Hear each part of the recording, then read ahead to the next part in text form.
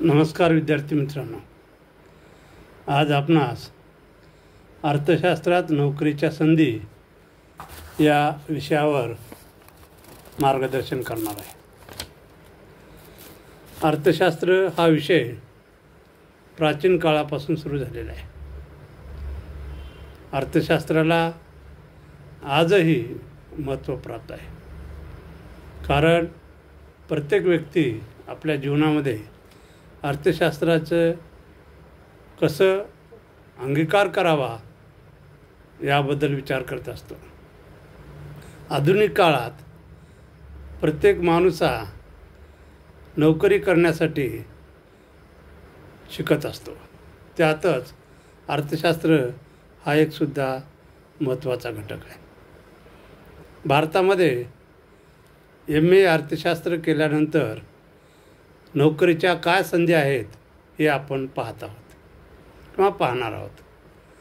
तर सर्वप्रथम आपण MA अर्थशास्त्र केल्यानंतर भारतातील सर्वात महत्त्वाची असणारी परीक्षा किंवा नोकरी म्हणजे IES, इंडियन इकॉनॉमिक सर्व्हिस, जी भारत सरकार घेत असते आणि नोकऱ्या देत असते. त्यात अर्थ मंत्रालय, RBI या विविध मोठ्या संस्थेमध्ये काम करण्यासाठी IES ही परीक्षा घेतली जाते. त्यातून बऱ्याचशा लोकांना उच्च दर्जाची नोकरीही प्राप्त केली जाते किंवा दिली जाते. दुसरं एक घटक आहे की UPSC आणि MPSC यामध्ये सुद्धा अर्थशास्त्राला संधी आहे, कारण UPSC आणि MPSCमध्ये बराचसा भाग हा अर्थशास्त्रावर आधारित आहे. त्यामुळे MA अर्थशास्त्र किंवा अर्थशास्त्र शिक्षण घेतल्यानंतर या नोकऱ्यामध्ये आपल्याला संधी मिळू शकते.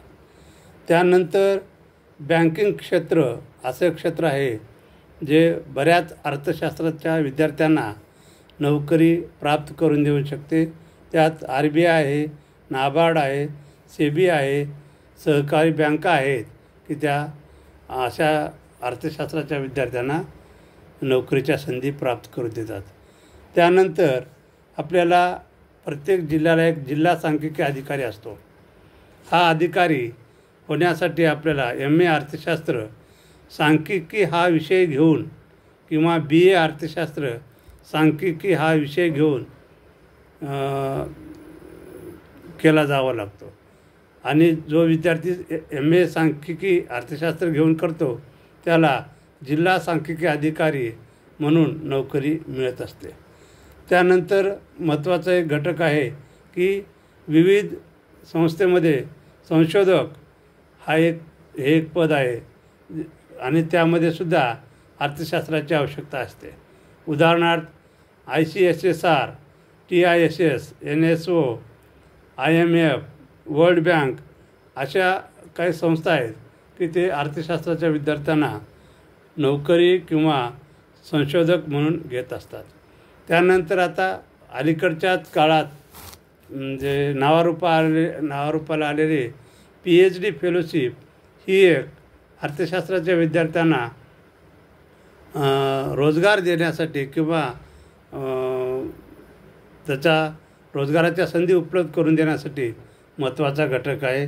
हे फेलोशिप ही जवळपास म्हणजे बऱ्याच ICSSR, TISS, BARTI, IGE अशा नामांकित संस्था आहेत की त्या विद्यार्थ्यांना 20,000 ते 35,000 पर मंथ ही 5 वर्षापर्यंत PhD फेलोशिप दिली जाते. त्यानंतर आपल्याला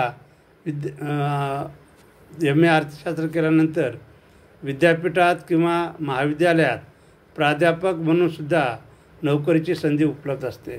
त्याचप्रकारे बँकिंग व फायनान्समध्ये आपल्याला जे गुंतवणूक सल्लागार, शेअर मार्केट सल्लागार, वित्त सल्लागार, रिस्क अनालायझर असे विविध नोकऱ्या आहेत की त्यांना मिळत असतात.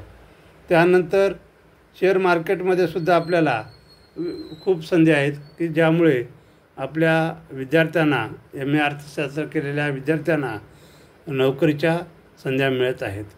थोडक्यात भारतामध्ये विविध क्षेत्रात अर्थशास्त्र विषय घेऊन MA करणाऱ्या विद्यार्थ्यांना अनेक मोठ्या संध्या उपलब्ध आहेत.